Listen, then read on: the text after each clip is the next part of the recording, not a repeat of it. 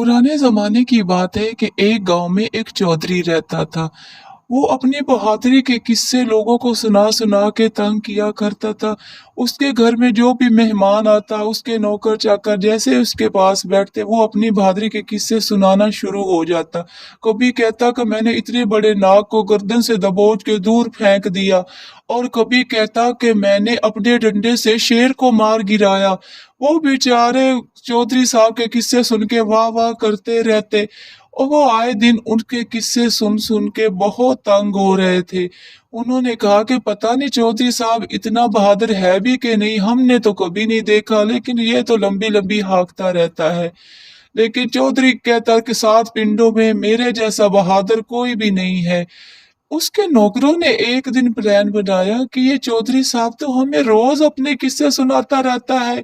आज हमें देखना चाहिए कि चौधरी कितना बहादुर है। हमें इसको जरूर मजा चखाना चाहिए। उन तीनों ने कहा कि ठीक है। उन्होंने मिलकर प्लान बनाया कि आज डाकू बनकर चौधरी के घर आएंगे। फिर रात के अंधेरे में वो मुंह पे कपड़ा डाले, नकाब पोश बन के चौधरी के घर में आए।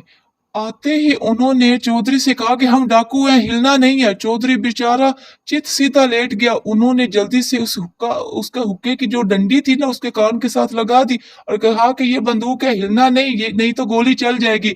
और उसकी जेब से सारे पैसे निकाल लिए और आपस में बांट लिए।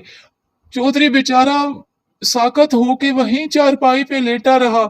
उन्होंने जाते दफा फिर कहा कि ये बंदूक है, तुमने हिलना नहीं है, और वो चले गए।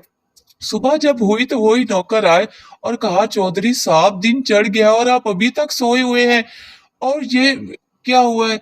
चौधरी ने कहा कि पहले ये बंदूक को हटाओ, फिर बताता हूँ। रात को डाकू आए थे, उन्होंने ये बंदूक मेरे कान के साथ लगा दी।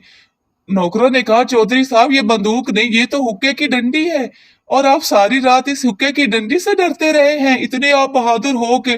चौधरी साहब बड़ा शर्मिंदा हुआ कि मैं सारी रात इस हुक्के की डंडी से डरता रहा, मैं तो समझा ये बंदूक है। तो चौधरी साहब का उन्होंने बड़ा मजाक उठाया। बेचारा चौधरी